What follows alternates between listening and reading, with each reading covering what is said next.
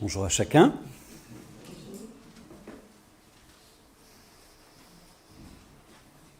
Que Thiago me pardonne, que le président de la commission des ministères que vous avez vu me pardonne. Je ne vais pas enseigner spécifiquement aujourd'hui sur les vocations spécifiques que Dieu donne aujourd'hui et donnera demain à son Église. Et pourtant, vous m'avez vu à l'image, c'est un sujet que j'ai particulièrement à cœur. Thiago l'a dit, je développe rapidement dans cette introduction. Effectivement, le CNEF a identifié, les unions d'églises ensemble se sont rencontrées, se sont concertées pour voir effectivement que pour renouveler les besoins pastoraux existants, pour prendre soin des églises, de l'église de Jésus-Christ, il faut susciter, accompagner, former 1000 nouveaux ministères spécifiques dans les 10 prochaines années, alors qu'aujourd'hui, si on suit la tendance de ces dernières années, seulement 400 ministères de type pastoral sortent des institutions de formation, facultés ou instituts. Pour ceux qui connaîtront la référence, les calculs ne sont pas bons. Il n'y en a pas beaucoup, apparemment, qui ont saisi la référence. Inès Reg, les calculs ne sont pas bons et on veut travailler et on veut prier et on veut être proactif pour non seulement susciter ces 1000 vocations, prendre soin des églises comme celle de Tours, mais encore implanter de nouvelles églises partout dans le territoire, dans les régions. Ces vocations sont importantes, elles sont précieuses, mais ce que j'aimerais dire aujourd'hui, c'est que leur vocation spécifique est précisément, et je vais prolonger ce que Benji a dit, elles sont là, ces vocations, pour servir les vocations de tous. Et dans l'histoire, le récit que j'ai choisi aujourd'hui, c'est vous, les héros de l'histoire, vous qui, chaque jour, au travail, dans la société, portez cette vocation belle dans ce que vous servez, dans le monde que vous servez, en tant que témoin de l'évangile de Jésus-Christ. Vous exercez la plus belle des vocations et votre ministère est aussi à plein temps, pour poursuivre ce que tu as dit, Benjamin. Des vocations spécifiques au service de la vocation de tous, et c'est important de nous rappeler ça. Les deux sont importantes, mais voilà, le ministère que Dieu m'a donné, celui de Thiago, on est là pour vous servir. C'est pas nous les héros de l'histoire du tout. C'est vous et on va voir maintenant dans le livre de Daniel, dans ce récit du chapitre 3, Shadrach, les amis de Daniel, Shadrach, Meshach et Abed-Nego. Moi, quand j'étais petit, entre 6 et 8 ans en particulier, les deux grandes figures de référence pour moi dans la Bible, et je demandais à mon grand-père, qui était un homme de foi, en vacances de me relire, c'était Joseph et Daniel. C'était pas des prêtres, c'était pas des héros d'une caste sacerdotale, c'était des hommes, et des hommes et des femmes, Thiago l'a dit tout à l'heure, qui se tiennent debout dans la société. Je finis simplement en disant, et c'est la deuxième fois et dernière fois que je citerai le CNEF aujourd'hui, avec modération, mais la vision que nous portons pour l'Église en France, c'est de promouvoir le témoignage de l'Évangile en parole et en acte, partout, par tous, pour tous, dans toutes les sphères, dans tous les lieux, dans toutes les sphères de la société. Et Joseph et Daniel, et les amis de Daniel dans ce récit, étaient des hommes qui servaient la société, étaient témoins de leur Dieu et qui se tenaient debout dans le monde que Dieu aime, debout dans un monde où ça cogne, où c'est pas simple d'être témoin de l'Évangile. Et nous allons le voir ensemble. J'ai intitulé ce message « Dieu avec nous dans la fournaise ». On va lire l'intégralité du chapitre 3 du livre de Daniel et c'est pas une mince affaire, c'est long. Alors, pour varier, pour que ce soit plus sympa, j'ai choisi de demander à quelqu'un d'autre de le faire par une vidéo que l'on peut lancer. On a le texte qui s'affiche, il y a une petite musique, qu'elle ne vous endorme pas. On va jusqu'au bout. Daniel, chapitre 3.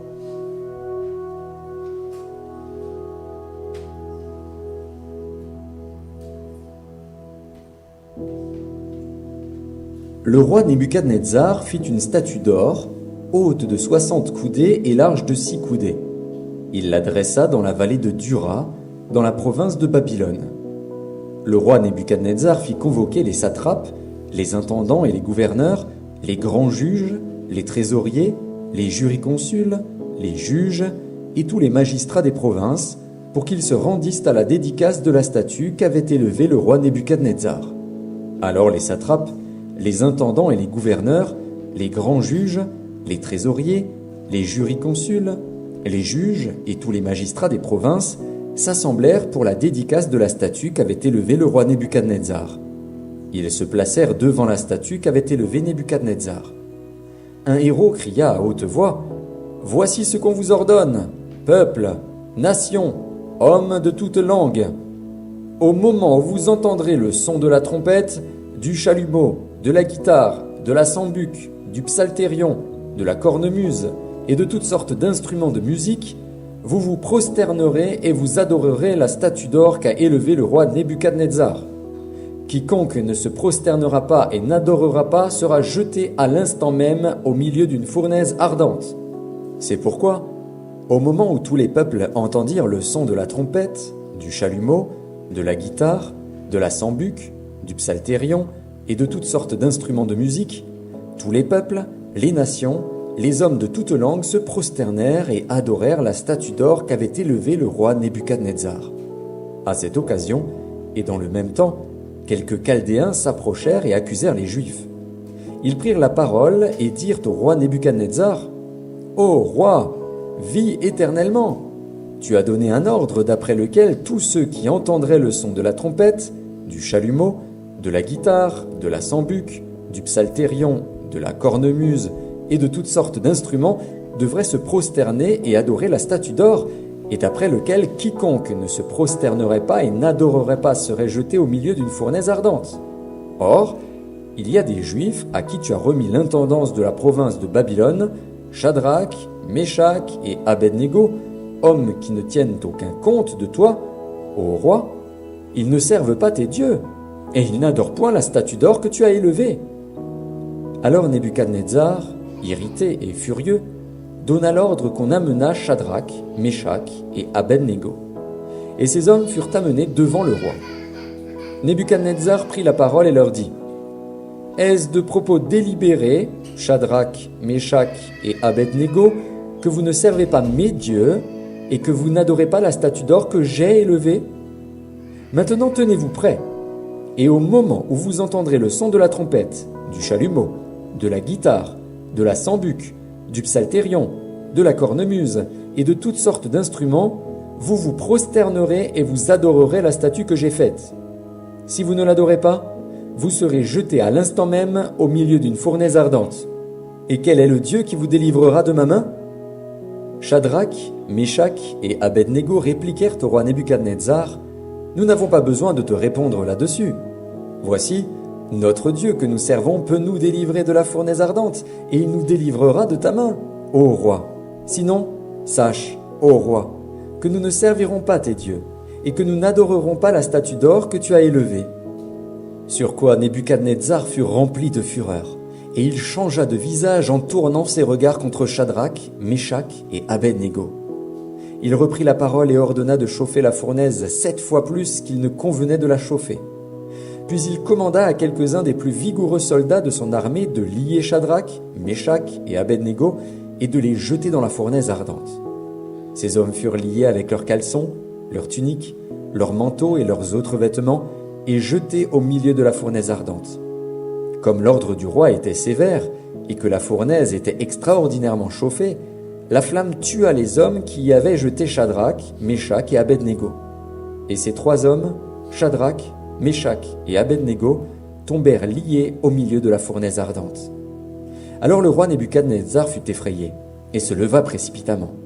Il prit la parole et dit à ses conseillers : « N'avons-nous pas jeté au milieu du feu 3 hommes liés ?» Ils répondirent au roi : « Certainement, ô roi. » Il reprit et dit : « Eh bien, je vois 4 hommes sans lien qui marchent au milieu du feu et qui n'ont point de mal. Et la figure du 4e ressemble à celle d'un fils des dieux. » Ensuite Nebuchadnezzar s'approcha de l'entrée de la fournaise ardente et prenant la parole, il dit : « Shadrach, Meshach et Abednego, serviteurs du Dieu suprême, sortez et venez. » Et Shadrach, Méchac et Abed-Négo sortirent du milieu du feu. Les satrapes, les intendants, les gouverneurs et les conseillers du roi s'assemblèrent. Ils virent que le feu n'avait eu aucun pouvoir sur le corps de ces hommes, que les cheveux de leur tête n'avaient pas été brûlés, que leurs caleçons n'étaient point endommagés, et que l'odeur du feu ne les avait pas atteints. Nebuchadnezzar prit la parole et dit « Béni soit le Dieu de Shadrach, de Méchac et d'Abed-Négo, lequel a envoyé son ange et délivré ses serviteurs qui ont eu confiance en lui, et qui ont violé l'ordre du roi et livré leur corps plutôt que de servir et d'adorer aucun autre Dieu que leur Dieu. Voici maintenant l'ordre que je donne. Tout homme, à quelque peuple, nation ou langue qu'il appartienne, qui parlera mal du Dieu de Shadrach, de Méchac et d'Abed-Négo, sera mis en pièces, et sa maison sera réduite en un tas d'immondices, parce qu'il n'y a aucun autre Dieu qui puisse délivrer comme lui. » Après cela, le roi fit prospérer Shadrach, Méchac et Abed-Négo dans la province de Babylone.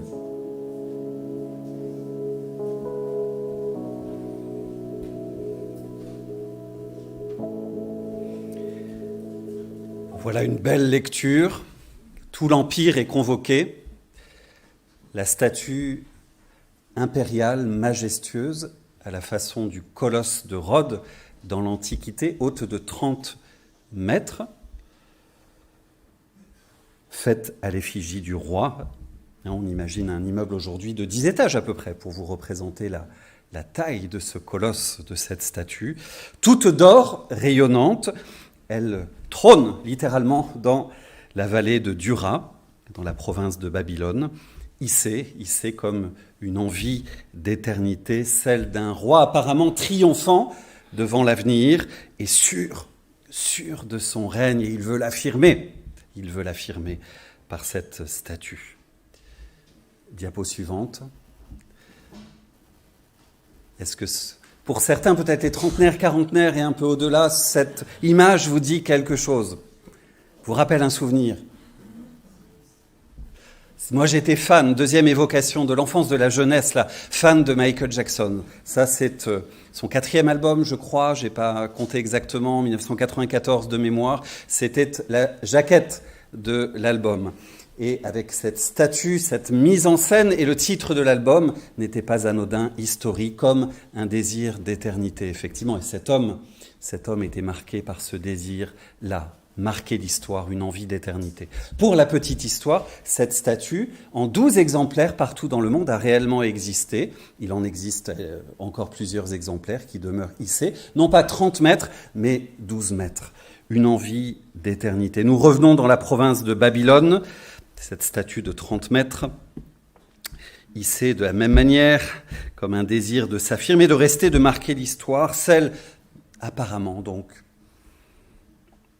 d'un roi triomphant, sûr de son règne. Et pourtant, je me dis, en relisant le chapitre précédent, que cette statue cache probablement une fébrilité, une inquiétude, quelque chose comme un doute. Je me dis que Nebuchadnezzar, c'est pas toujours simple, tous ces noms à prononcer, n'a probablement pas bien digéré la prophétie qui lui a été servie au chapitre 2. Vous qui êtes familier des récits bibliques, ou peut-être... vous en souvenez, sinon c'est l'occasion de relire ces chapitres, Daniel 1 à 6. Relisez tout ça, vous avez plein de belles histoires, des histoires inspirantes, à lire seul ou avec vos enfants. Mais est-ce que quelqu'un se souvient de ce qui s'est passé dans ce chapitre 2 ? On fait appel à la mémoire. Qu'est-ce qui a été dit ? Par qui ?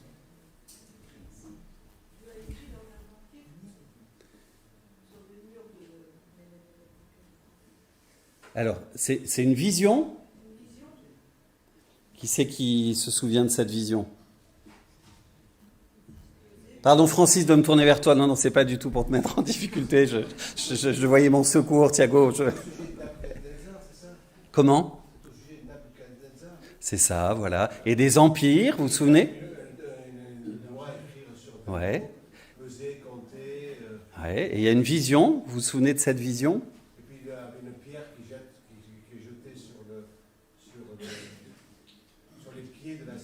Ouais. Il est question d'une statue, effectivement, une statue une statue dont, dans la vision, la prophétie qui est portée à Nebuchadnezzar, une statue non pas toute d'or faite, mais dont la tête est faite d'or, mais voilà, les pieds sont en argile, ça se dégrade au fil du corps, le buste et les bras sont d'argent, le ventre et les cuisses en bronze, les jambes de fer et les pieds de fer et d'argile. Et en interprétant la prophétie, Daniel lui annonce que si la tête d'or représente bien le règne glorieux de Nebuchadnezzar, qu'à sa suite d'autres royaumes adviendraient et chasseraient le sien, par définition, dur donc à avaler. C'est ce qui précède et motive, je crois, cette statue dressée. Ce qui a dû échauffer le roi, le piquer au vif et provoquer cette folie des grandeurs, ce pétage de plomb narcissique, avec le désir comme crispé un pouvoir désormais compté, de s'auto-convaincre, façon méthode Coué d'éternité. La statue est impériale donc, et l'ordre impérieux, tous les pontes du royaume, tout ce qui compte à Babylone, administrateur des provinces, on l'a lu plusieurs fois, de l'Empire, intendant, gouverneur et j'en passe, et nos trois amis font partie de cette société-là, sont invités à une sorte de super meeting politique géant, un peu à la façon, si nous voulions nous représenter la scène et ce qui se joue à ce moment-là, la représentation de la folie, de l'ampleur fanatique de l'événement, un peu la manifestation, c'est comme ça que je me suis dit la chose dans ma tête, en tout cas, des grands rassemblements du Troisième Reich. On est dans ce désir, dans ce fanatisme, dans cette représentation je cherche mon mot, mais en tout cas face à un homme, comment on dit, ce culte de la personnalité. Voilà. Pour exalter la grandeur et la souveraineté du roi, l'ordre est ainsi donc donné de se prosterner devant cette icône solaire et de l'adorer littéralement comme une divinité, sous peine, selon la coutume de l'époque, d'être jeté dans une fournaise ardente, qui est une sorte de grand four ouvert sur le haut, chauffé à bloc. On en a retrouvé dans les fouilles archéologiques dans cette région des exemplaires de ces fournaises, des fours donc dans lesquels les récalcitrants, les opposants au régime, étaient jetés, tout comme on jetait les ennemis, vous savez, dans Astérix, les ennemis du régime ou ceux qui avaient désobéi d'une manière ou d'une autre, au crocodile en Égypte. Voilà. Alors évidemment, avec de tels arguments, tout le monde s'exécute dans une vaste pantalonnade. Tout le monde, non. Quelques irréductibles vont résister. Au nom de leur foi au Dieu d'Israël, les amis de Daniel, Shadrach, Meshach et Abednego, qui avaient été élevés dans le chapitre précédent, à la dignité d'administrateur de la province de Babylone, qui est un truc considérable, énorme, une belle dignité. Je parlais tout à l'heure de l'importance d'être engagé dans toutes les sphères de la société, à tel ou tel poste, élevé ou pas. D'ailleurs, c'est pas le sujet, mais eux avaient été élevés, et ces trois gaillards-là vont rester, eux, debout, droit dans leurs bottes, droit dans leur foi, quand l'ordre est donné. Et sont les seuls, vous imaginez la scène, là où ils se trouvent, et on les imagine, c'est comme ça, deuxième représentation, on essaye de se faire le récit dans notre tête quand on lit l'Écriture pour que ça prenne forme, ça prenne vie, que ça prenne corps. La première fois, puis la deuxième fois, je les imagine face au monarque, réciter, repasser en leur cœur, diapo suivante, ces paroles de l'Écriture d'Exode 20, tu n'auras pas d'autre Dieu devant moi. Repassons ça en eux-mêmes. Tu ne te feras pas de sculpture sacrée, ni de représentation de ce qui est en haut dans le ciel, en bas sur la terre. Tu ne te prosterneras pas devant elles et tu ne les serviras pas. Car moi, l'Éternel, ton Dieu, je suis un Dieu jaloux. On imagine aussi en face, la deuxième fois, le roi, dans tous ses états, ivre de colère, c'est dit dans le texte, est tellement peu habitué à avoir au fond, en face de lui, des gars de cette trempe. Des gars capables de résister, de lui tenir tête, de résister à sa puissance, à sa folie. Des gars intègres, des gars capables de lui dire non. Là, tu vas trop loin et là, je n'irai pas avec toi. Ma foi me l'interdit, quoi qu'il en coûte. Et on touche là, me semble-t-il, au cœur de notre récit. Et je vais peut-être en surprendre quelques-uns, peut-être vous qui êtes familiers comme un récit important de votre enfance, cette délivrance miraculeuse. Mais le cœur de ce chapitre n'est pas la délivrance miraculeuse providentielle, spectaculaire, hors de la fournaise. Je crois à cette délivrance, je crois elle s'est passée réellement historiquement. Je crois que Dieu, précisément, entend nos prières et nous délivre miraculeusement. Je crois à cela. Mais ce n'est pas une issue systématique. Si on veut appliquer ce récit de foi à nos vies, on le verra. Le cœur de ce chapitre est précisément l'exemple courageux et inspirant de ces hommes, cet exemple qui est donné là pour fortifier notre foi. L'exemple de ces hommes qui étaient capables d'aller au bout, prêts à aller jusqu'au bout, prêts à mourir pour leur foi. Des hommes qui ont su rester debout au cœur brûlant de l'épreuve, des hommes qui ont su dire non, qui ont su refuser de se courber, de se laisser piétiner face à cette puissance, face aux puissances d'asservissement, qui sont restés droits dans leurs bottes, je disais, droits dans leur foi. La façon dont ce récit veut nous dire que c'est là le centre de ce passage, l'enseignement principal qu'il nous adresse, ce cœur d'intégrité, indéfectible, tout entier à Dieu, on va le trouver, diapo suivante, dans la manière dont ce chapitre, c'est pour ça que j'ai souhaité le lire tout entier, vous arrivez à voir, au fond, avec la lumière et tout, la façon dont cette histoire elle est racontée. Alors, je ne sais pas si Thiago ou les pasteurs précédents ont déjà eu l'occasion d'expliquer ça. On parle de structure en chiasme ou en escalier, ça vous dit quelque chose ou pas ? Pas trop. Alors j'explique. Escalier, on peut prendre le truc à l'envers, on tourne comme ça, et on peut s'imaginer, ou en parallèle, l'idée que dans ce chapitre, alors c'est très présent c'est la manière de raconter les histoires en Extrême-Orient, en Israël, et dans la Bible en particulier, on dit les choses ainsi, et ce qui est important, c'est de voir ce qui se trouve au centre de la construction. Alors, structure en escalier, vous voyez la première marche, le grand A. À la première marche, si on monte comme ça, et jusqu'en haut et au centre, ce serait le grand D.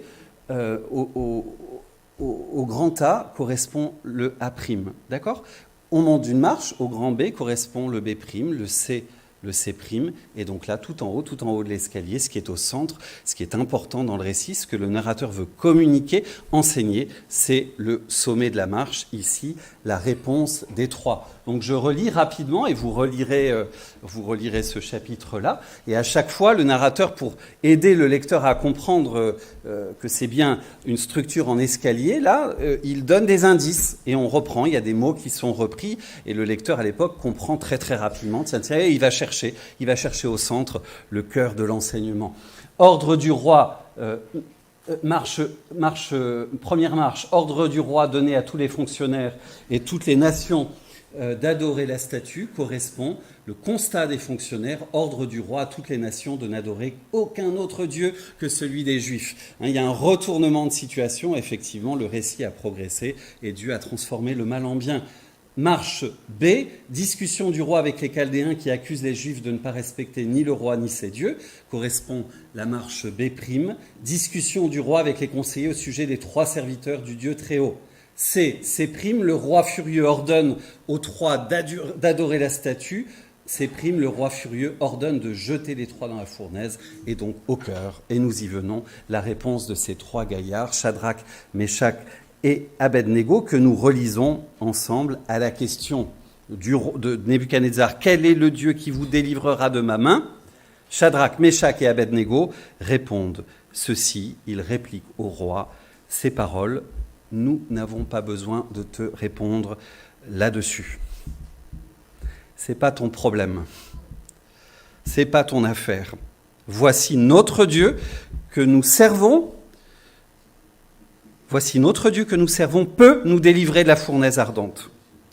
T'inquiète, c'est son sujet. C'est lui que nous révérons, c'est lui que nous adorons. Et il nous délivrera de ta main. Je rajoute d'une manière ou d'une autre. C'est pas mon sujet, c'est le sien, au roi. Sinon, sache, au roi, que nous ne servirons pas dans tous les cas. Nous ne servirons pas tes dieux, quoi qu'il en coûte. et que nous n'adorerons pas ta statue d'or, la statue d'or que tu as élevée. C'est bien ce positionnement de foi, c'est bien cet exemple, ce cœur d'intégrité que Dieu nous appelle dans ce récit à intégrer, à imiter, à rechercher, à cultiver dans nos conditions concrètes d'existence, dans les défis petits ou grands qui se présenteront à nous dans la semaine.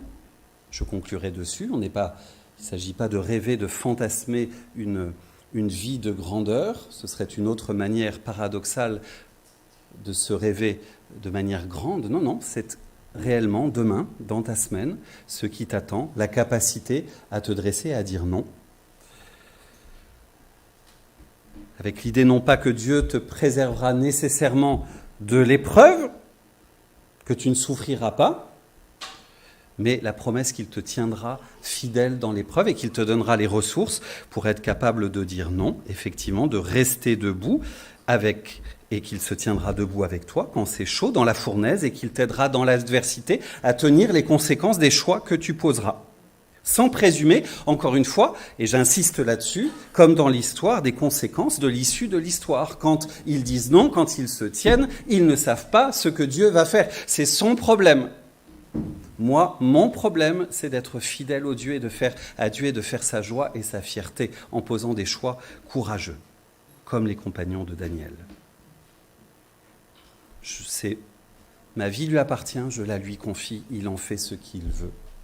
Je veux être juste et faire sa joie et sa fierté. C'est un peu, au fond, l'inverse d'une forme de prière que nous prions trop souvent spontanément, je crois, et moi le premier, ça m'est arrivé. Si tu me sors de cette impasse, je suis au fond du trou, de cette situation, de cette épreuve, alors, et on l'entend souvent, je te serai fidèle, je te servirai. C'est ici l'inverse que Dieu requiert. Seigneur, voilà le lieu où je veux me trouver fidèle, quand ça cogne, quand ça coûte, quand ça fait mal. Seigneur, me voici aujourd'hui, me voici demain, lundi. Fais de ma vie ta fierté et ta joie au creux de l'épreuve. Mes frères, mes sœurs, l'évangile que nous croyons, l'évangile que nous avons reçu, ne nous appelle pas, et je le dis notamment aux jeunes, à une vie mièvre, douce, facile, sans combat, mais l'évangile est une puissance qui nous tient debout, une puissance qui nous relève, une puissance subversive, une puissance courageuse, qui nous invite parfois, et je l'ai vécu dans les derniers mois écoulés, dans certains contextes, à combattre d'autres puissances. Nous devons, je crois, en prendre davantage conscience. Une puissance qui nous anime. Il y a au cœur du récit d'aujourd'hui, au cœur de l'évangile, cette invitation audacieuse à ne pas courber l'échine, quand certaines puissances, dans certaines situations, veulent nous intimider, nous voir courber l'échine, nous voir nous excuser de servir le Dieu que nous aimons et nous faire chuter avec elle. Mais par la foi, une invitation à résister quand il est nécessaire et quoi qu'il en coûte, encore une fois, quand celles-ci veulent nous intimider. Apprendre à dire non pour être un peu concret dans nos vies, apprendre à refuser une habitude dans l'entreprise qui ne me paraît pas juste, pas honnête, pas loyale, pas droite, même si ça me coûte ma carrière, et parfois ça vous coûtera votre carrière, un avancement. Parfois Dieu, et j'ai reçu un témoignage suite à cette prédication, pour tout vous dire, je l'ai prêché à Sartrouville il y a 2 semaines de ça, et quelqu'un est venu me dire à la fin, mais j'ai vécu ça, et j'ai tenu et de manière intègre, et face à la fureur de mon boss, j'ai résisté, et il a été impressionné par ça et de manière complètement miraculeuse et inexpliquée, il m'a accordé une promotion et m'a rajouté, alors c'était un poste de haut niveau, 20 000 euros d'augmentation annuelle. Voilà, c'est pas toujours l'issue et votre choix n'est pas commandé par cette issue. À refuser un ordre aussi peut-être d'un patron précisément, c'était le cas de cet homme-là qui demandait à bricoler, à mentir. Bricoler avec la loi au nom de l'intérêt bien compris de l'entreprise.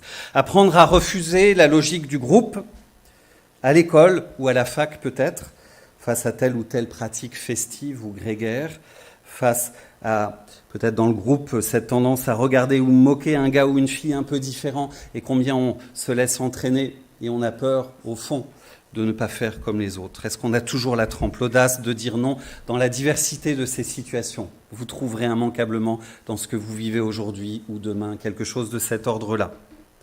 C'est pas simple. C'est pas simple. Et il est plus facile de faire comme la foule, servile, se courber, adorer les puissances et les habitudes du temps. Non, Jésus nous appelle à nous tenir debout et servir parfois celui qui est petit, servir la justice, servir et honorer Dieu en toutes choses. Les compagnons de Daniel ce matin nous enseignent et nous invitent à ce cœur-là, à cette trempe-là, à ce cœur debout face au mal qui nous habite. C'est là que ça se joue, qui nous sollicite et voudrait nous jeter à terre face au mal qui nous ronge parfois de l'intérieur. Dieu veut agir et nous rendre fidèles pour être fiers de nous, veut nous fortifier face à l'adversité, avec la promesse qu'il est avec nous. On peut remettre la diapo suivante, et qui est initiale, avec nous dans la fournaise, impliqué avec nous pour faire face, je le disais, aux conséquences éventuelles qui suivront. Et cette promesse telle que Paul la formule, je crois qu'il nous faut l'entendre et la recevoir pour tenir bon. En 1 Corinthiens 10, 13, Dieu ne permettra pas que vous soyez mis à l'épreuve au-delà de vos forces. Le sujet, c'est pas d'être fort en soi-même, c'est de requérir la puissance de l'Évangile et le soutien de Dieu pour se tenir debout. Et c'est Dieu qui agit en nous et c'est lui qui nous permettra de tenir et rien ne sera fait au-delà de nos capacités, de nos forces. Permettez-moi, et je conclus par là sur 2 petits points, d'insister premièrement sur, je l'ai déjà évoqué, sur l'importance de ne pas se rêver seulement en super-héros de la foi. À la façon des compagnons de Daniel, capables spontanément, dans des situations extrêmes, de relever ce type de défi. Ce serait un autre rêve paradoxal de grandeur. Mais de commencer petit et fidèlement pratiquer la justice. Renoncez d'abord à vos petits bricolages, et vous en connaissez peut-être certains dans l'existence, à vos petites dérobades, à nos petites dérobades, à nos petites soumissions. Celles que l'on excuse bien volontiers parce que ça ne prête pas à conséquence et que personne ne le sait, ne le voit au fond. Et petit à petit, par cet exercice de fidélité, grandissant, forger une attitude et une pratique d'intégrité, de fidélité, à l'écoute et à la recherche constante de ce que Dieu, de la volonté de Dieu. Mes amis, c'est une expression qui m'est chère et je la serre volontiers, je la resserre volontiers. Ce qui forme un homme, une femme à la grandeur, c'est tout ce qui se passe précisément quand il n'est pas encore grand. Ce qui se joue et se révèle dans les profondeurs du cœur, dans le lieu secret, lorsque personne nous voit, mais Dieu voit et nous forme et veut nous voir au rendez-vous. Et le caractère, ce qu'on appelle le caractère, je l'ai appelé la trempe plusieurs fois dans le commentaire de ce récit, c'est le cumul progressif d'actes justes posés dans le secret parfois, dans le concret de nos journées, là où tu en es dans ta foi, à l'âge où tu es. Laisse Dieu te transformer, laisse Dieu agir ton caractère petit à petit. L'autre chose que j'aimerais ajouter, c'est que ce cœur d'intégrité ne doit pas être un cœur crispé et apeuré face au monde qui nous entoure. Mais conscient de la réalité des puissances à l'œuvre, comprendre que précisément Dieu nous envoie à la façon de Jésus dans ce monde que Dieu aime. On n'a pas à avoir peur. C'était l'introduction de ce message. Vous êtes les héros de l'histoire, appelés dans le monde à être les représentants de l'Évangile, les représentants de Dieu, non pas pour tabasser, pour cogner. Vous avez vu dans ce texte la déférence. S'ils ne se sont pas inclinés, ils disent au roi et ils respectent et ils servent. Ils servaient à partir du chapitre 2 comme administrateurs et ils sont promus à la fin. Ils servent la société, ils font du bien là où ils sont et ils représentent l'Évangile en actes et en paroles. Il ne s'agit pas donc d'avoir peur, de se replier, d'être dans une attitude d'hostilité au fond. Au contraire, ouvrez votre cœur et laissez Dieu agir pour vous permettre de servir et aimer le monde que Dieu aime. Même si ça cogne, même si des puissances hostiles agissent, soyez tranquilles, non pas repliés, non pas inquiets. C'est en somme, et je reprends tous ces petits oui et ces petits non à Dieu et au mal dans l'existence qui vont vous construire, là où vous en êtes, et vous allez grandir, qui vont finir par imprimer en vous le caractère de Dieu, par le travail de l'Esprit en vous. Alors, si nous commencions dès cette semaine, là où vous êtes, là où on en est. Un proverbe connu nous le dit d'une autre manière, « Semez une pensée et vous récolterez un acte, semez un acte et vous récolterez une habitude, semez une habitude et vous récolterez un caractère, semez un caractère et vous récolterez une destinée. » Une vie belle devant Dieu, pour dire les choses de manière simple. Que le Seigneur nous aide sur nos chemins, selon nos vocations spécifiques, particulières, là où vous êtes, là où vous servez Dieu dans votre semaine, dans vos contextes, à vivre ces dimensions de fidélité, d'intégrité, cette recherche constante, pour reprendre les paroles de Jésus, de la justice du royaume au cœur de l'épreuve. Il est celui qui nous tiendra debout, et qui est debout avec nous jusque dans la fournaise. Vous avez lu ce texte à la fin. Oui, c'est ce Dieu-là que je veux servir, obéir et honorer, quoi qu'il en coûte. C'est son regard qui m'importe, c'est vers lui qu'est incliné mon cœur, c'est lui que j'aime, et il est mon secours et mon salut. Amen.